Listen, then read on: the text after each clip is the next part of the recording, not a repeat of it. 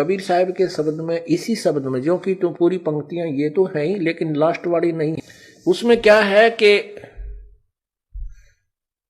मान ले तू जाग भी गया, ये जागना नहीं है कि सुबह उठा और हुक्का भर के पीन लग गया और गुड़ गुड़ करने लग गया।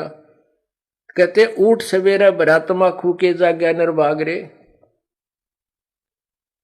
राम सुमरा ना कोई सुख शुक्रम की ना फूटे तेरे भाग रे। अब सुता उठते हुक्का भर के बैठ गया, पता के जाग गया तू, इस तरह पड़ा रहे तो ठीक सही, एक पाप और शुरू कर दिया। हुक्के में कितना पाप है।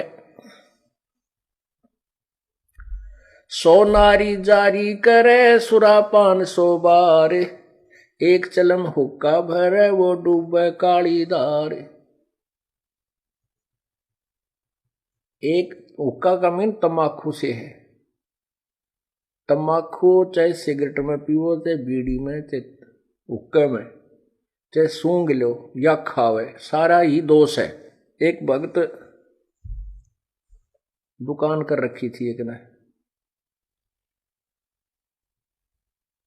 और वो एक भक्त जो है सिगरेट पीता जा, बूढ़ा आदमी, नाम लिया था उसने, 1 से 1 वर्ष हो गया था।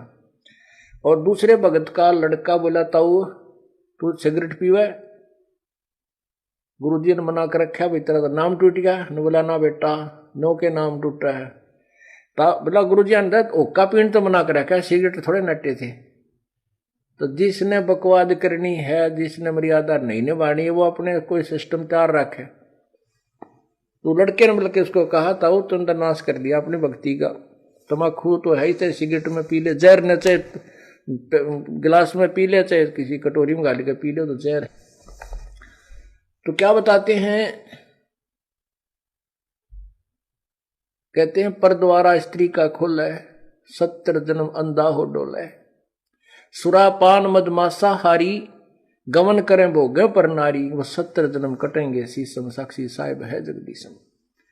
जैसे किसी पर स्त्री गमन करने वाले को कितना दोष होता है, कहते हैं 70 जन्म अंधा हो डोले। फिर सुरापान मदमासा हारी, दारू पीवे, मांस आहार करे और पर स्त्री गमन करे, उसके साथ क्या होगा, सुरापान मदमासा हारी, गमन करे भोग पर नारी, 70 जन्म कटेंगे शीशम, साक्षी साहिब है जगदीशम। कहते हैं उसके 70 जन्म तक बुरी तरह दुर्गति से मृत्यु होगी, कभी मुर्गा बनेगा, कभी बकरा बनकर उसके शीश कटेंगे, यानी दुर्गति से बहुत बुरा हाल होगा। जब तू वहां से आया ना हमारे पास से, एक बहुत पवित्र आत्मा थी, कोई विकार नहीं था, तेरे पास आध्यात्मिक धन परिपूर्ण था। आज तू बिल्कुल खाली हो चुका है और गधे तक की योनि में जा चुका है पुण्यों के अभाव से। तो उन पुण्यों को पुनः प्राप्त करेंगे हम, उतने ही भक्ति युक्त होंगे जितने हम प्रारंभ में थे। तभी हम स्वदेश जा सकते हैं। बीच में हमने यहाँ से जाने का टैक्स भी देना है, किराया भी देना। जैसे जहाज से आते हैं तो वो किराया भी देना होता है और फिर पूंजी उससे अलग होती है। इसी प्रकार आपको ऐसी साधनाएं दी जा रही हैं परमात्मा ने, वो ज्ञान जो वास्तविक भक्ति थी वह अभी तक छुपा रखी थी, क्योंकि हम समझण योग्य नहीं हुए थे। और यदि आज से पहले परमात्मा ये मंत्र डिस्क्लोज कर देते तो ये नकली पंथ जो काल ने चलवा रखे हैं, इनके पास भी वो मंत्र होते और यही ज्ञान होता। और वो अधिकारी थे नहीं, अधिकारी के बगैर कोई काम सफल नहीं हो सकता।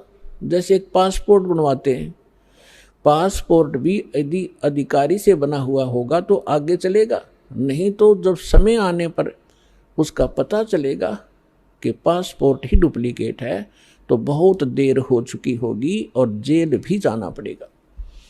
तो परमात्मा ने दया बख्शी थी कि ये अभी तक ये मंत्र गुप्त रखे थे।